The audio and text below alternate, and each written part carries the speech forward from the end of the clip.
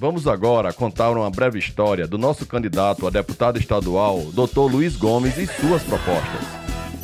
Quem é Luiz Gomes? Sou filho de um casal que teve 7 filhos, com muitas dificuldades. Meu pai ganhava um salário mínimo e minha mãe era dona de casa, que pôde educar muito bem os filhos. Enfim, quem ganha um salário mínimo e tem 7 filhos, obviamente, muitas dificuldades naturais que tínhamos. 7, 8 anos, todos nós tínhamos que trabalhar para ajudar em casa. E eu falo isso até com orgulho, porque minha mãe soube educar todos os seus filhos, todos formados, todos homens de bem. E aquela dificuldade que a gente tinha na infância machuca um pouco. E hoje eu me sinto com a responsabilidade de também fazer alguma coisa por essa gente humilde e simples. Hoje eu sou um advogado vencedor e sei o tanto quanto sofrem essas famílias mais humildes que muitas vezes não têm a comida para botar na mesa. Então eu não consigo me calar, não consigo me conter. O meu trabalho na advocacia é praticamente para fazer justiça social. E a minha vida toda é com esse propósito de ajudar as pessoas, porque eu sei o quanto precisam, porque eu precisei também. E eu acho que esse é o papel que nós temos. Quer dizer, quantas vezes na escola chegava no final da aula, eu estudava, somos 7 irmãos. Metade estudava de manhã e trabalhava à tarde. A outra metade estudava à tarde e trabalhava de manhã. Todo mundo muito feliz. Eu quero dizer que não era trabalho forçado, era o espírito de união familiar que nós sempre tivemos. Mesmo nas maiores dificuldades, a alegria estava sempre na mesa. Não é? Ainda que não tivesse fartura, mas tinha fartura de felicidade, de amor, de carinho e de atenção. Então, isso conta na formação de um homem, né? Porque o que importa na formação do caráter, da honra, da dignidade das pessoas não é a fartura, não é o poder econômico, é o carinho, o amor e a atenção dos pais. Que eu pude ter, meus pais, meus irmãos. E hoje eu posso dizer que sou um homem muito bem formado de caráter, porque não aprendi na faculdade nem na escola isso. Eu aprendi no berço da minha casa, da minha mãe e do meu pai. Nas maiores dificuldades que nós tínhamos, jamais a minha mãe perdeu a ternura, a alegria de beijar os filhos, de dar o que tinha à mesa, o que quando não tinha, tinha amor, tinha carinho, e nunca faltou isso na minha casa. Então isso faz com que hoje eu tenha um homem preparado, um homem família, tenho uma família hoje equilibrada, sou feliz com o que tenho. Poderia dizer que eu sou um homem realizado, né, na vida, mas eu acho que depois que tive tanta formação, trabalho, estudo, eu tenho hoje, não é nenhuma obrigação, é um sentimento de ajudar as pessoas, porque faz bem para o meu coração, faz bem para mim, faz bem para a vida ajudar o próximo. E eu estou muito feliz por isso, por poder ajudar os outros. Então é isso aí, a juventude com muita privação, com muita dificuldade, mas eu nunca perdi a ternura, nunca perdi a alegria, nunca perdi a felicidade e a busca de construir um mundo melhor e ser feliz. É isso que nós queremos. A sua maior felicidade? Minha maior felicidade, eu poderia dizer que foi quando nasceram meus filhos, né? Quando os filhos nasceram, não tem coisa mais linda na vida do que você pegar no colo a primeira vez o seu filho. No caso, minha filha, que foi a primeira que nasceu, e depois o meu filho. Eu acho que essa foi a minha maior felicidade, os filhos. E o meu casamento, que é consegui construir uma família linda, maravilhosa, e a felicidade reina na minha casa. A sua maior tristeza? Minha maior tristeza, não é tristeza, é um sentimento de perda, foi quando a minha mãe faleceu. Acho que isso mexeu comigo muito. E acho que é isso.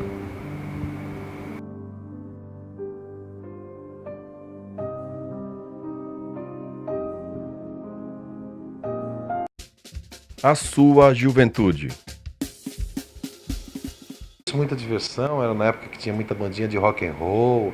Nós tínhamos uma banda de rock and roll, todo mundo se divertia muito, brincava, tudo muito sadio. Não era como hoje, muita droga, muita coisa. Naquela época era tudo muito inocente, muito gostoso, né? Não havia tanta preocupação de a gente ficar até tarde na rua, andando a pé, que eu andava a pé mesmo, que não tinha carro, né? E a gente andava feliz e tranquilo. Hoje já é muito difícil, hoje já é mais violento. Mas logo quando eu entrei na faculdade, no segundo semestre da faculdade, eu fui ser presidente do centro acadêmico, né? E me inteirei, me envolvi muito no movimento estudantil e sempre tive participação política.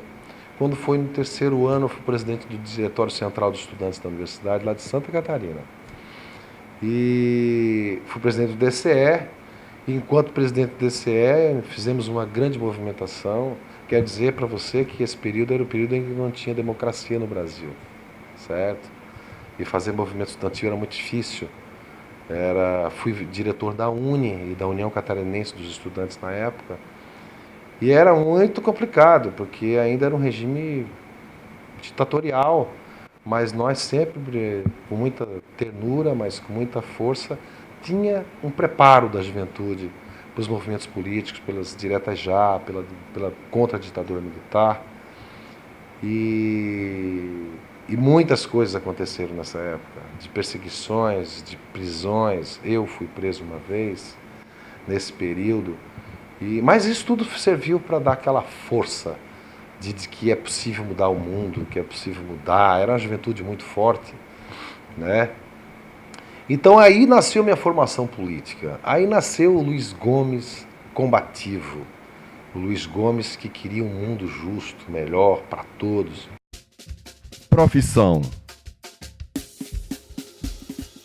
Desde o primeiro dia que eu peguei a carteira de advogado, assumi um compromisso com o meu país, assumi um compromisso com a justiça social, com a democracia e com as liberdades, que eu já tinha desde antes de ser advogado. Mas como advogado, agora eu tenho uma responsabilidade maior. E o nosso escritório tem feito isso no dia a dia, esses quase 20 anos. E o escritório tem um atendimento social muito grande, né? E por conta disso eu me envolvi com a classe dos advogados, porque defender a advocacia é defender a cidadania. Essa é a minha compreensão. Que quando nós defendemos a prerrogativa dos advogados, nós defendemos a prerrogativa do cidadão. Então eu passo a dizer que a advocacia é indispensável para a realização de justiça. E se eu quero justiça social, eu defendo a advocacia. Religião. Bom, eu sou um cristão, acredito em Deus e não tenho nenhuma discriminação por qualquer tipo de religião. Eu, aliás, pelo contrário, entendo que todas as pessoas devem ter Deus no coração, devem fazer seus atos que mostrem que ela é temente a Deus, porque as pessoas devem fazer o bem, e como dizia meu pai e minha mãe desde pequeno, faça o bem sem olhar a quem. Isso é um ato de Deus, você fazer o bem. Então eu entendo essa linha maior de que quem tem Deus no coração procura sempre fazer o bem para o próximo. E é isso que eu entendo como uma coisa maior do que as religiões, é ter Deus no seu coração e fazer o bem para as pessoas, porque é isso que nós buscamos nesse mundo terreno. Fazer o bem, construir com amor e com felicidade, fazendo o bem ao próximo. Isso é o que eu entendo como uma coisa maior, que está acima das religiões. Eu acredito nisso. Nós temos que acreditar nisso. É a fé. Por que ser candidato? Ser candidato a deputado estadual não foi uma decisão muito fácil, porque eu nunca tive pretensões de ser candidato. Sempre fiz um trabalho a minha vida toda, um trabalho social, ajudando as pessoas, mas nunca fiz com qualquer pretensão de ser candidato ou ter alguma coisa em troca. Nunca foi essa a minha ideia. Mas nos últimos tempos, a necessidade de ter uma representação política capaz de ter sintonia com o sentimento da população começou a me provocar um sentimento maior de indignação. E Deus me deu um preparo, me deu condições para eu ser um bom advogado, para eu ter bons estudos, para eu estar preparado para muitas coisas. E eu me senti na responsabilidade de atender esse pedido de muitos amigos e líderes, dizendo que eu poderia ser o candidato que todos me ajudariam a que a gente chegasse na Assembleia. E eu assumi isso como uma responsabilidade, como uma missão. Alguém tem que fazer alguma coisa. Alguém tem que ir para a Assembleia ou para a Câmara Federal e dizer o que tem que ser dito. Agir como pessoas de bem, com caráter, honradez. Está faltando um pouco isso. E a candidatura nasceu com esse sentimento das pessoas. E eu aceitei esse desafio porque a nossa candidatura é uma candidatura que nasce do sentimento das pessoas. Ela não nasceu da minha vontade. Por isso que é a candidatura que brota como brota uma flor. Certamente germinará. Porque nós temos essa sintonia muito próxima com todos que nos acompanham, quem nos conhece sabe que a gente opera e trabalha com a mais absoluta transparência e verdade. Então hoje o caminho dessa candidatura nasceu por isso. E aí, lógico, com isso muitas coisas, a defesa dos mutuários, a defesa da prerrogativa dos advogados, a defesa da família, quanto nós precisamos defender a família, não é? E a defesa de um mundo melhor, com mais saúde, mais educação, mais segurança, não é? Quer dizer, esse sentimento que toda a sociedade tem. Em todas essas áreas, a gente tem muita clareza de propostas para cada uma delas. Por isso é que a nossa candidatura surge, com a força do sentimento das pessoas. E é por isso que nós acreditamos que ter coragem para mudar é o dilema da nossa campanha. Educação. Educação. Nós defendemos educação integral, ou seja, a escola integral. Para isso, o grande mentor desse projeto é o senador Cristóvão Buarque, que inclusive prefaciou o nosso livro, que é um guia prático de educação para a cidadania. Ou seja, o ensino em escola integral com ferramentas para que os professores possam ter uma formação capaz de ensinar cidadania para as pessoas. Nós reunimos o universo jurídico com o universo educacional para dizer minimamente o direito das pessoas através da escola. Então, na escola, por que é tempo integral? Porque primeiro que lá é a formação plena do cidadãozinho pequenininho que vai se tornar um grande cidadão. É lá que acontece isso. Então, nós precisamos dar oportunidade para o jovem fazer cultura, fazer arte, fazer esporte e ter um ensino básico importante e bem feito. Segurança. Falar de segurança pressupõe falar um pouco de educação e inclusão para a preparação técnica dos jovens para que não vá para a delinquência. Mas se for delinquente ou adulto cometer uma infração penal, ele tem que ser penalizado e tem que ser preso e tem que cumprir a lei. Nós vamos defender isso. Agora, o preso, quando for preso, no nosso plano de ação na Assembleia, e vamos propor para o governador que for eleito, de que todo preso tem que trabalhar. Nós vamos gerar ferramentas para que ele trabalhe e possa gerar o seu sustento lá. Colônias agrícolas para que ele produza alimento para a sociedade, para que ele possa, em obras públicas, construção de estradas, rodovias, hospitais, a mão de obra seja a mão de obra do preso, porque além de ajudá-lo a entender que é o trabalho que dignifica o homem, ele vai saber que não é conveniente cometer crimes, porque a sociedade não tolera isso. Então não é só fazer estoque de presos, mais presídios, mais presídios. A nossa ideia de segurança é essa, transformar o sistema penitenciário brasileiro num sistema de ressocialização. Economia. Falar de economia, eu tenho que falar das riquezas e também da pobreza, das dificuldades. Nós temos uma visão de Estado capaz de mudar isso. Promover a industrialização mineral, da extração mineral é fundamental. Quer dizer, extrair os nossos minérios e fazer com que essa riqueza seja compartilhada com o seu povo. Nós não podemos permitir que o solo rico tenha sobre ele uma população pobre. Nós não podemos concordar. Então, dentro da economia, nós temos que ter uma visão de incentivo para a indústria mineral, absolutamente, com políticas internacionais, buscar parcerias com países do exterior, como China, que tem interesse de investir no Rio Grande do Norte, na extração mineral, do ferro, sobretudo. Para isso, vias de ferrovias e os portos que estão a caminho, mas tem que ter otimização de incentivo da iniciativa privada para isso, né? E também uma política de incentivo para as indústrias que virem para o Rio Grande do Norte. Hoje nós assistimos que o Pernambuco, a Paraíba e o Ceará estão recebendo todos os tipos de incentivos. E as indústrias estão saindo daqui para esses estados. Existe um projeto de receptividade das indústrias no estado, porque gera emprego, gera divisas. Nós não temos hoje uma política capaz de gerar isso. Então nós vamos propor para o governador eleito, na Assembleia Legislativa, algumas normas que nós compreendemos que sejam importantes para trazer o eixo do desenvolvimento para cá.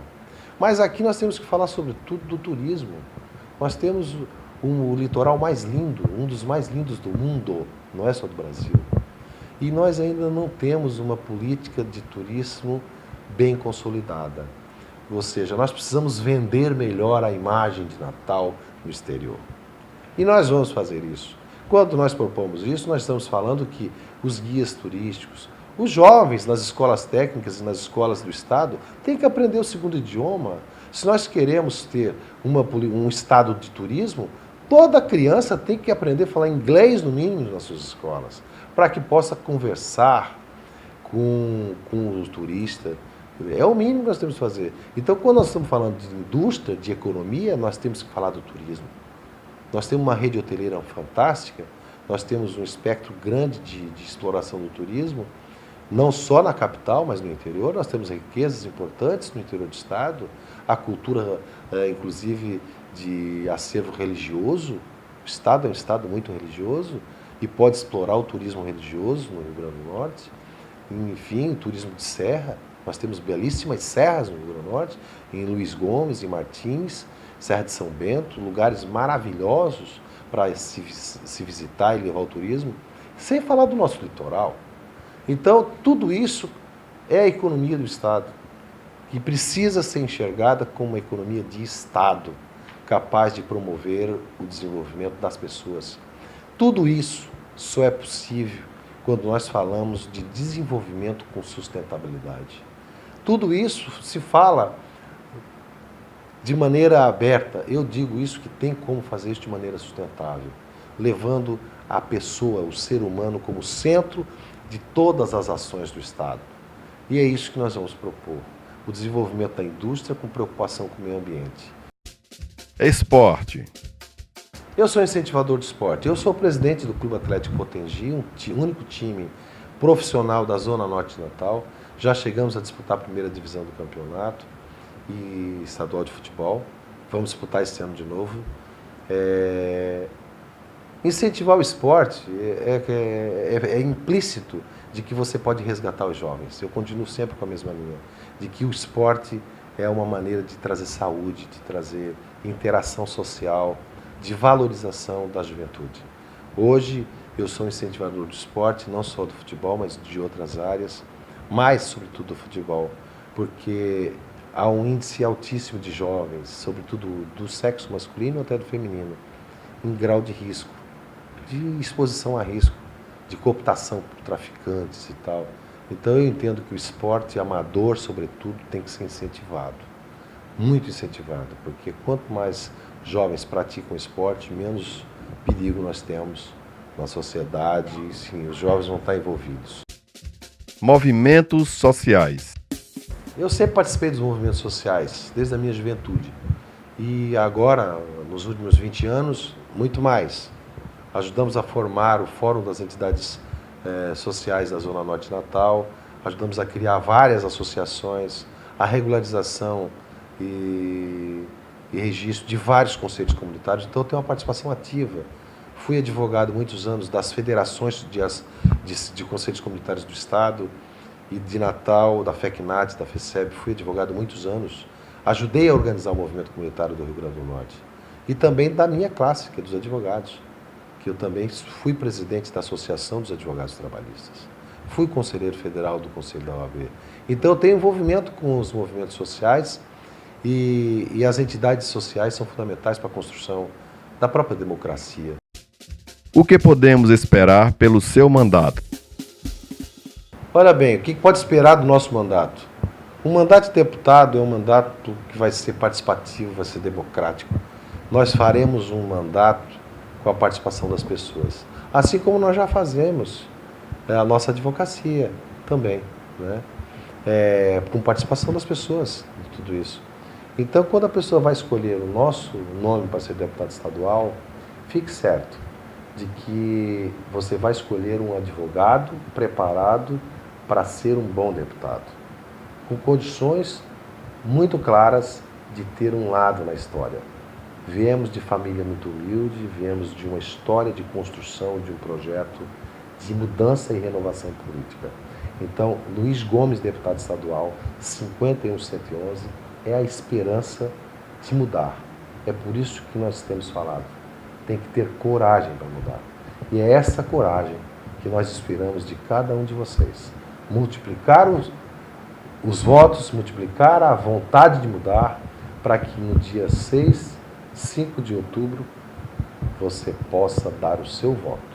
Entre o silêncio, entre você e a urna, você coloque lá naquela urna o número 51111, porque junto com ele está indo a dignidade, a coragem, a transparência, a honestidade e a vontade de fazer muito mais por você.